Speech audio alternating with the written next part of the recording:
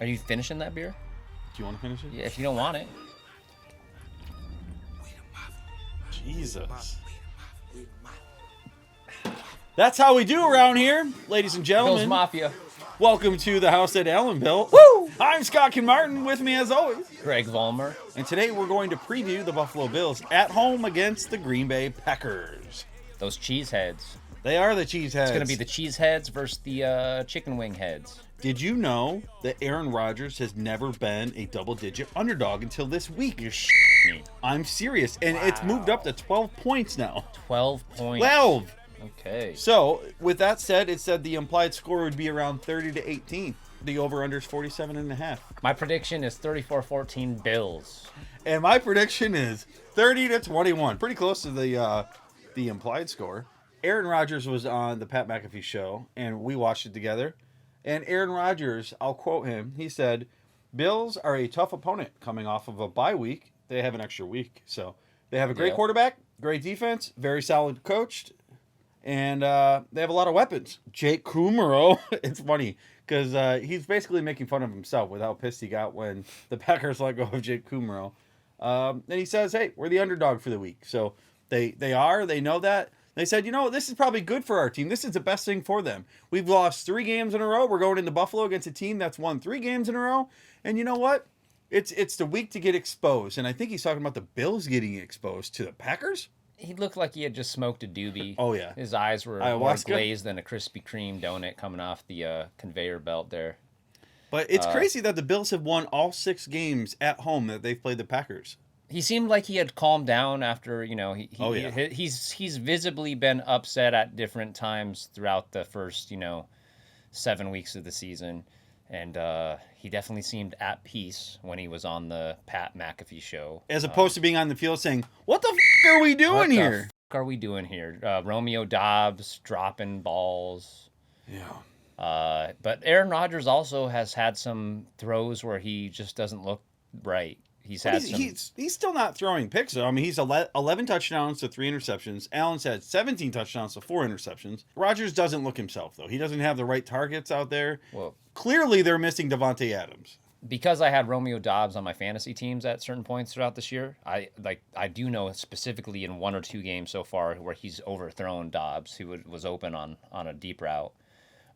But yeah, so I think he's clearly hasn't been helped out from his young wide receivers at times, but he's also had times where then, they're open or, he overthrows or I don't know. It's a lot has changed since Josh Allen's rookie year. That was the last time the Bills faced the Packers and they lost 22-0 at Lambeau. And this is the back-to-back MVP coming into Buffalo playing Josh Allen, who is MVP right now the favorite. Allentown, check it out. Whoop, whoop, whoop, whoop. Yep. What did you think of that sign that they changed from hurdle to hurdle, spelled Hertel to Hurdle? And they put a Josh Allen cutout of him leaping. I liked it. Posterizing, over Reed. Mm-hmm. It's just crazy how many he's had. He's had over Anthony Barr. He's had last year over whoever it was for the Chiefs. He's had over Reed this week, or this last game. And he's done it probably 5, 6, 7 times where it's really memorable. He did it over a Patriots player, I believe. Oh, he's just incredible. Been a handful of times, yeah. Let's compare Rodgers and Allen, right? Allen is averaging 330 yards a game, and Rodgers is 228 yards a game. So over 100 yards more for Allen a game. Why do you think that is? For me, I think it's Diggs and Davis versus what? Dobbs and who else did they have? Lazard's their leading receiver. They had Cobb. Cobb's hurt. They've got Robert Tonyan. Tonyan's back from injury. Yeah, and then they've got another Rodgers. They do.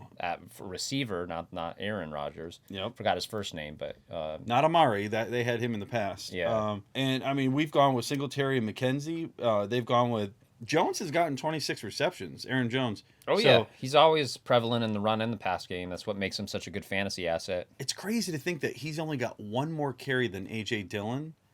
And he has more yards and double the amount of receptions. So yeah. I don't have Aaron Jones in one of my leagues. I only have Dillon just because it was like a 7th, 8th round where I was like, I'm going to take a chance on him. He was productive last year. I don't know. I'm still contemplating whether I want to drop him or not because I feel like everyone's got that fear in fantasy where once you hang on to someone for half the season and then you drop them and then something happens and they anyways, he's not. Yeah, AJ Dillon is securely backing up Aaron Jones as far as production right now. I mean, the last 3 or 4 years, the Packers have been 13-3 or 13-4. I still think their coach is a little unproven because they got a Hall of Famer, right off the bat, and now it's backfiring that they haven't invested a first-round wide receiver at all during Rodgers' career. They keep on going defense.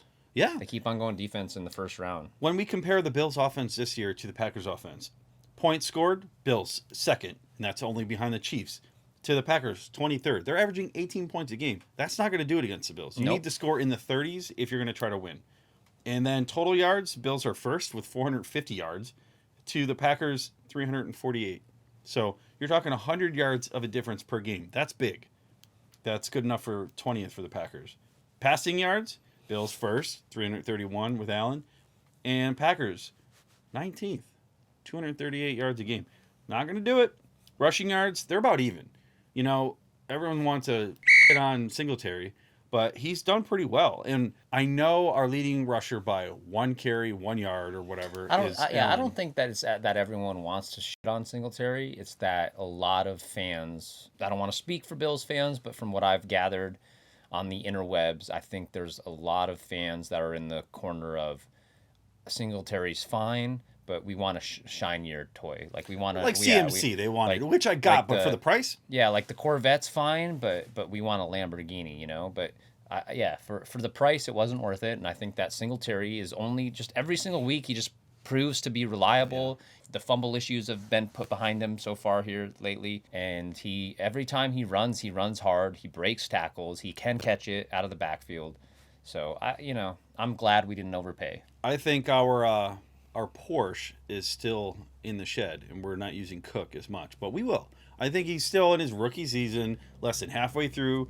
They're going to start utilizing him more. I like seeing Reggie Gilliam get some passes.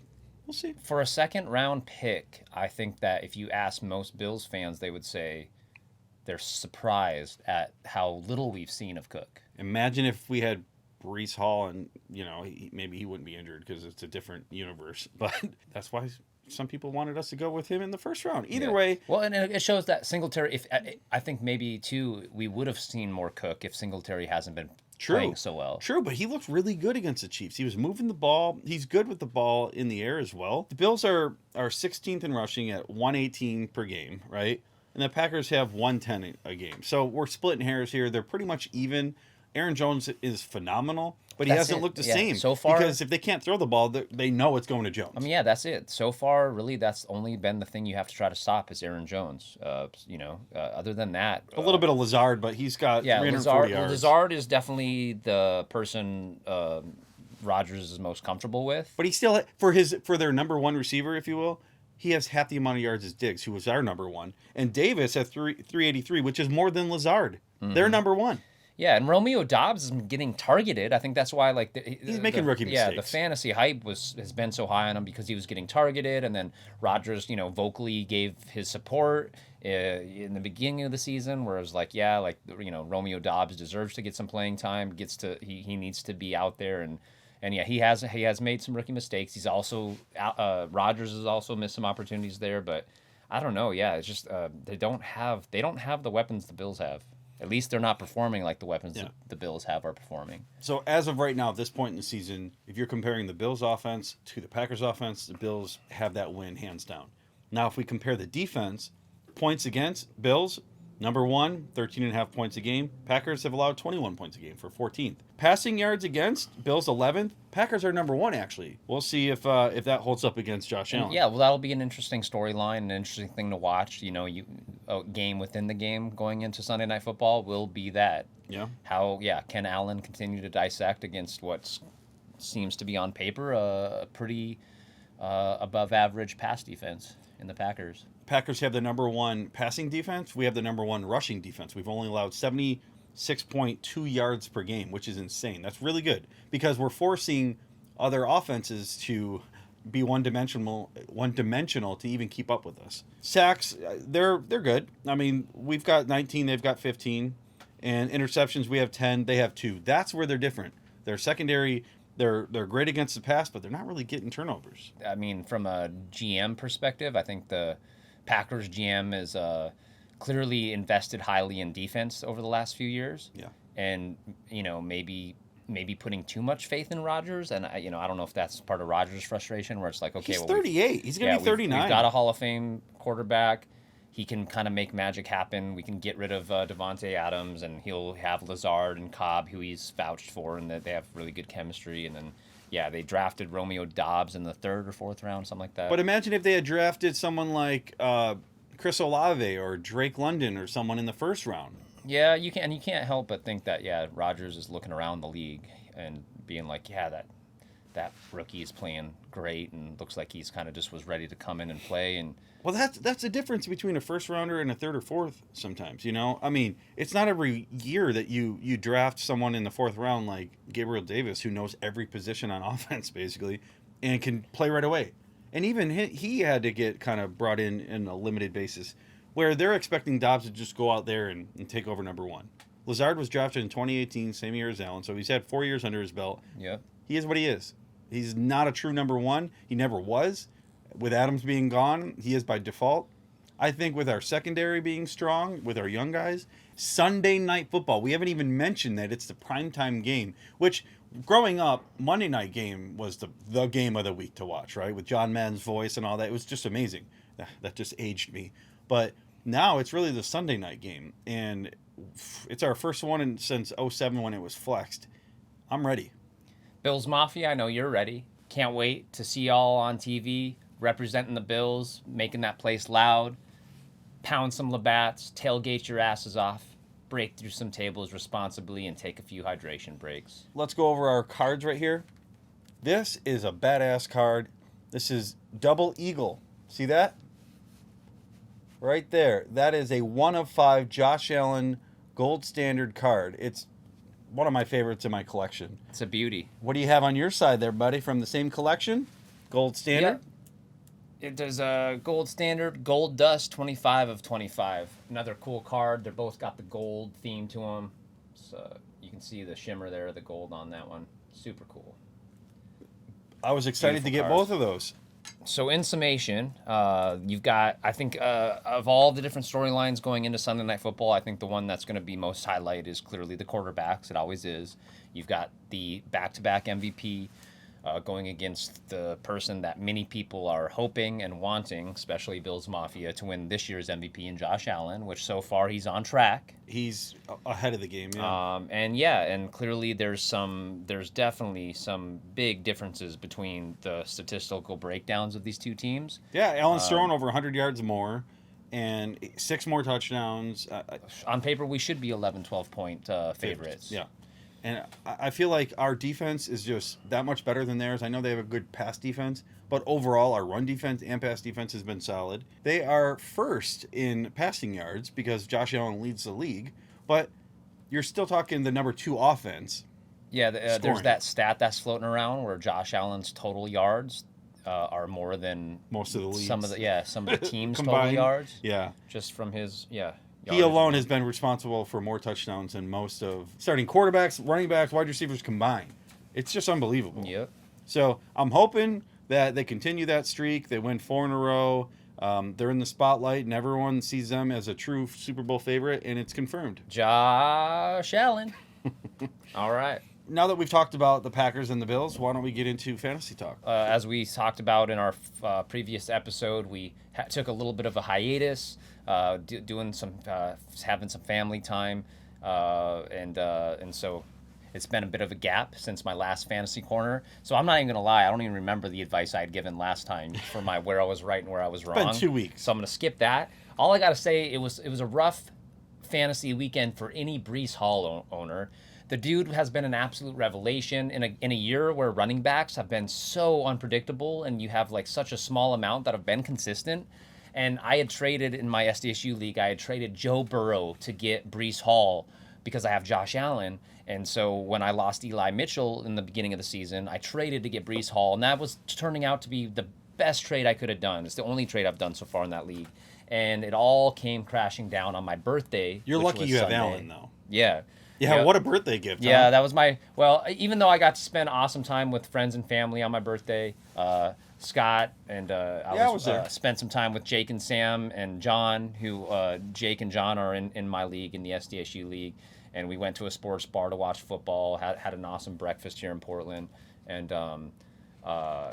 so yeah, it was tough to not only did I lose my matchup in my SDSU league, I lost. I also got cocky. I didn't start a defense because I didn't want to drop anyone on my bench because we only have 5 bench spots instead of 6.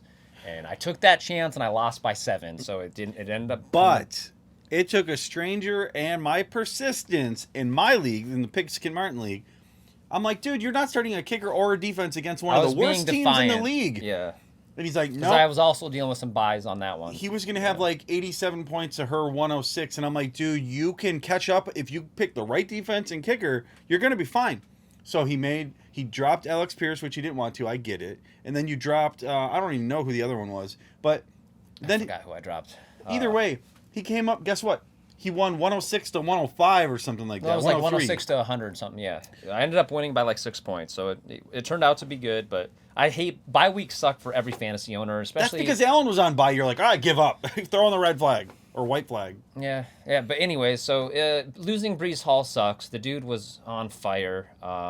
So condolences to all you Brees Hall owners, and hopefully he recovers. If you had Kenneth Walker III or Josh Jacobs for the last 3 weeks, they both lit it up. Yes, they did. So in your league, you picked up Kenneth Walker. In my league, in my SDSU league, I picked up Kenneth Walker for free. This was after waivers cleared, and I just picked him up thinking that maybe Penny was just, doesn't stay healthy. So yeah. What a steal. Real quick, I'm just going to give you some recommendations for anyone that's in especially like a 12-person up league. The waiver wires just get thinner and thinner as the weeks go on. We're now going to be going into week 8 of the fantasy season. We pretty much just have, 7 more weeks to go in most fantasy regular seasons. For wide receivers, look out for Ben Skowronek for the Rams. They're coming off a bye now. He's averaging 6.4 points per game and half point PPR. He's doing solid production, even though he does have to compete with Cooper Kupp, obviously, and they're going to be getting back Van Jefferson and Allen Robinson, and they've got Allen Robinson that seems to maybe be kind of playing better. But Skowronek is clearly got some chemistry with Matthew Stafford, and then you got Braxton Berrios. I'm super high on Braxton Berrios. He's still kind of that under the radar. He's the one that you picked up instead of starting a kicker. I'm like, get rid of him. I dropped him in your league to pick up one of those. Yeah. But he came on strong last year and helped some people win fantasy championships or at least like make a run in the playoffs. He's problem is Zach Wilson is not doing that great. Yeah, Berrios is averaging about 5 points a game. They also use him in the return game. He's a gadget player, so he could be like if you're looking for someone to just add to the bench to just kind of like wait on, or if you're desperate. You got Marquise Goodwin. Two touchdowns for Seahawks? He's averaging. You see his long jump celebration? Mm-hmm. That signature one since he's done that since he was with the Bills. Yeah. He's averaging 5 points a game. He's got the big playability. And then for tight end, also too, I know I've touched on Wan'Dale Robinson. He's still available in some leagues.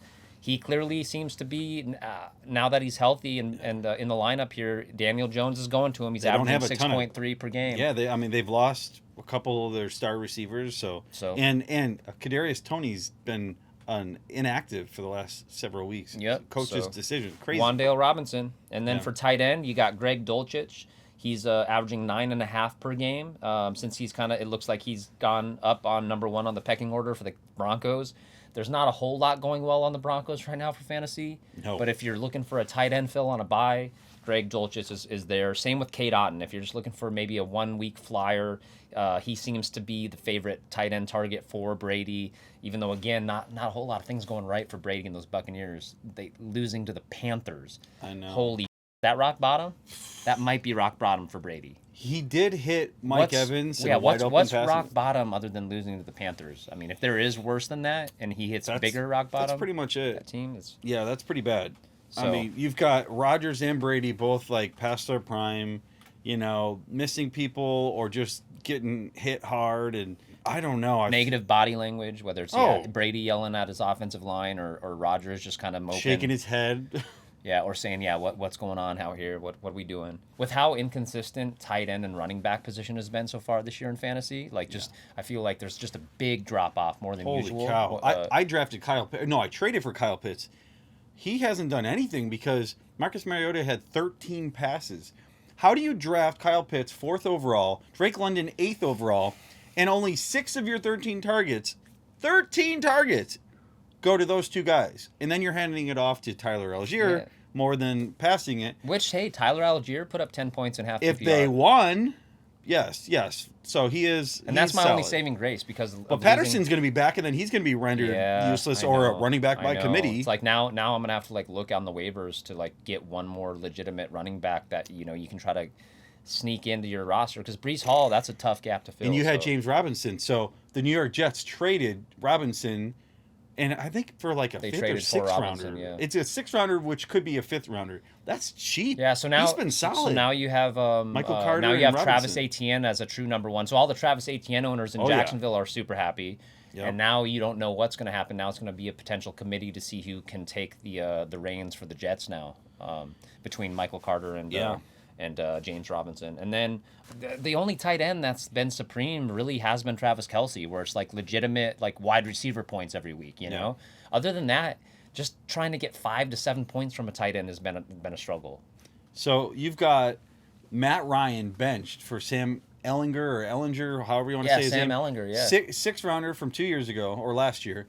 And apparently they've been sneaking, like he could be sneaky good. Yeah. So fantasy-wise, if you're desperate for a backup quarterback or somebody you need to start during a bye week, maybe you look at him, watch him this week. My buddy Greg Beasley, who's leading my SDSU league right now, he's 6-1 leading, and then I'm second place right now at 5-2. He's a huge Colts fan, and so we've talked about that here over the last 6 months about. When I was opening cards, I was pulling a bunch of Sam Ellinger cards. Ellinger. I know, that's why I don't. Sam Ellinger. Yeah. And I was pulling those cards, and he kind of made the comment like, I got a stack of them. Well, eventually we'll see. Eventually we're gonna see. Maybe they're doing it the right way, where they're bringing him in halfway through.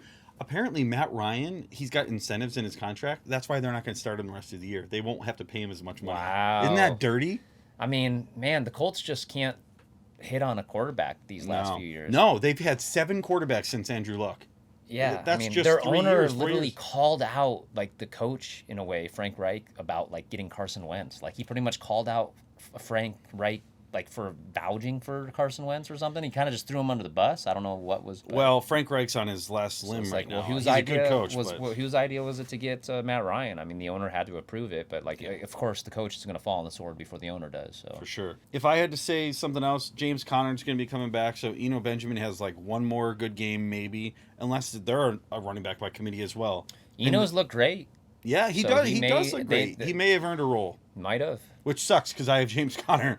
But and then Romeo Doubs. I know you dropped him for good reasons. It ain't easy being cheesy. Packers fan in our league grabbed him. He had 0 points last week, a goose egg. Yep.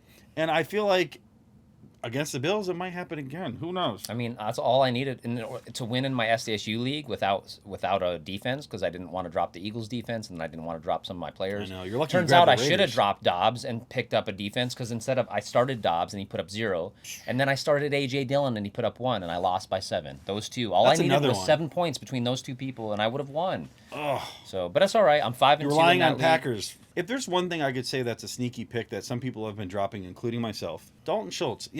With Dak back, I feel like they do have another young tight end who's good. Hendershot, 7 targets, 7 receptions. I mean, he's something.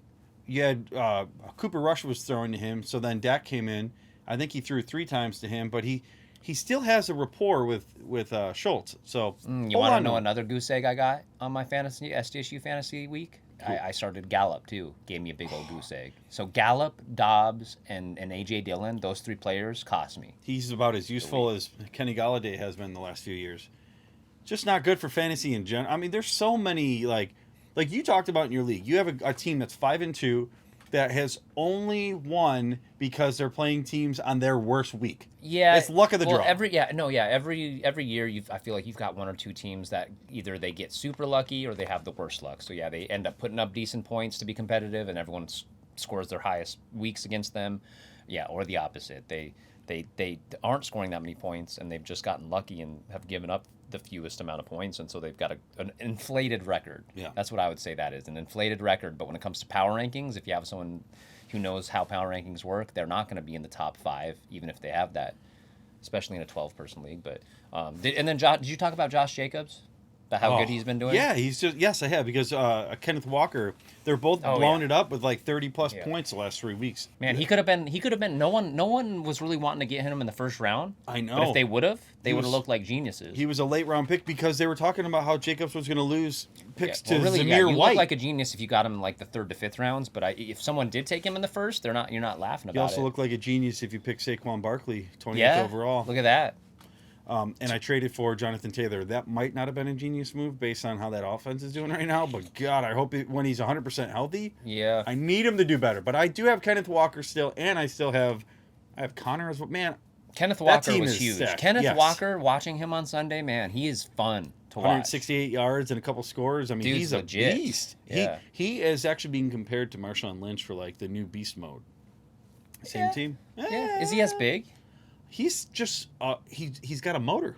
Yeah. Hey, go figure. Yeah. Yeah. And then Geno Smith. Shout out to Geno Smith, like just for holy cow proving a lot of people wrong. If we're gonna give shout outs, Brian Dable, yes, 6-1. Yes, 6-1. Wow.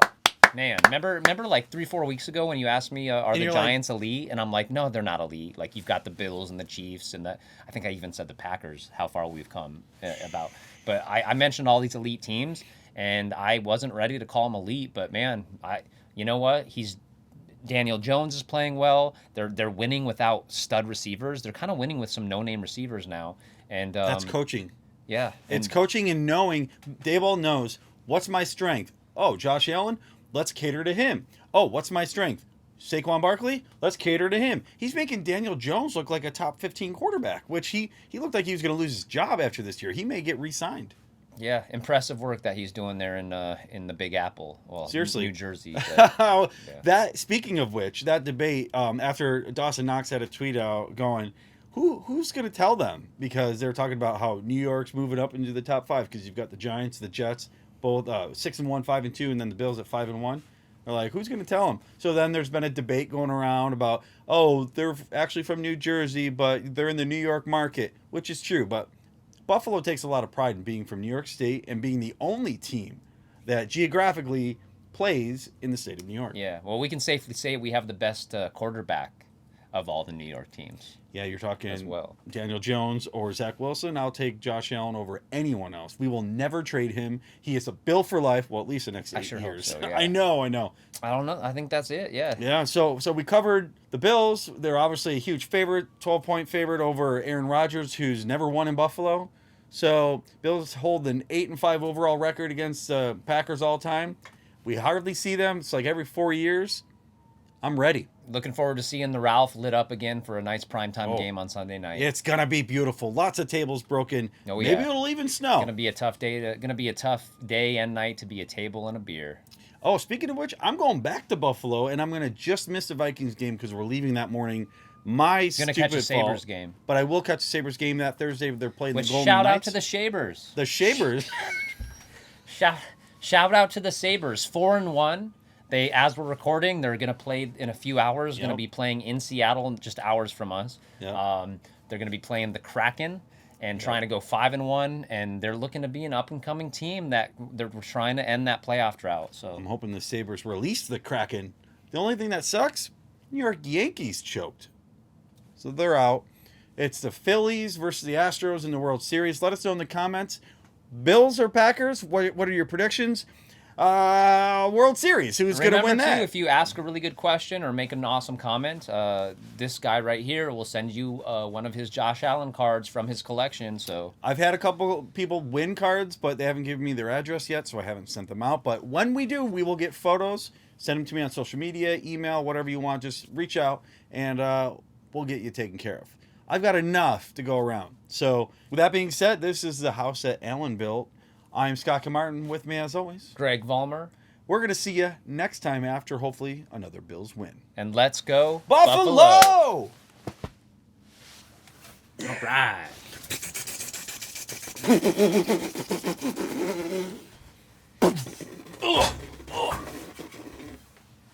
Oh, look at how beautiful you look. You are one sexy mother. What's your password again? Hello? Okay, ready? Oh my god, that was simultaneous. Oh yeah, baby. Oh, yeah. Ian Rappaport, officially official. What is it? We have traded, James Robinson to the New York Jets. I tell you what, I got some shit to say. One of these days, all these truths gonna come out. We gonna have to clear the air, because I be weak as at some comments when people speak on who I am as a person, but literally don't know me. Okay, OBJ. Allentown, baby. That's right. Oh, you can't even see him unless I'm over here. Come towards me, baby. There you go. Welcome to the house that Allen built. Woo! I'm Scott Kinmartin. With me, as always, Greg Vollmer. And today we're going to talk about the Buffalo Bills' next matchup for Week 8. It's against Those cheeseheads the Cheeseheads of Green Bay. The Green Bay also Packers. known as the Green Bay Packers that play at Lambeau Field They do. in their home games. Hold on. Did that hurt? No. Hold on. It's big. Come Hey, here. come on, here. man. Ooh. God. That's how you know you've turned 34. You start getting Hold on, pesky nose. your hair's too. All right. No respect for personal space. Welcome back to another edition of the house that Allen built. This is episode 11, where the Buffalo Bills are playing. Let's I'm do that Greg again. Vollmer. Welcome back to another edition of the house that Allen built. This is episode 11, week 8, Buffalo Bills. Yeah, I'm weak in the knees. I can hardly wait. All right, come on. Here we go. Come on, here we go. Welcome back to another edition of the house that Allen built. I am Scott Martin. With me, as always. That is crazy. So your prediction? I think it might be another under, but it's not going to be because of the Bills. They'll do their part. I think it'll be because of the Packers. You picked the over. 34-14. That's 48 geez. points. Oh, I'm sorry. That's why I didn't major in math. So my prediction is my prediction. my prediction is 34-13.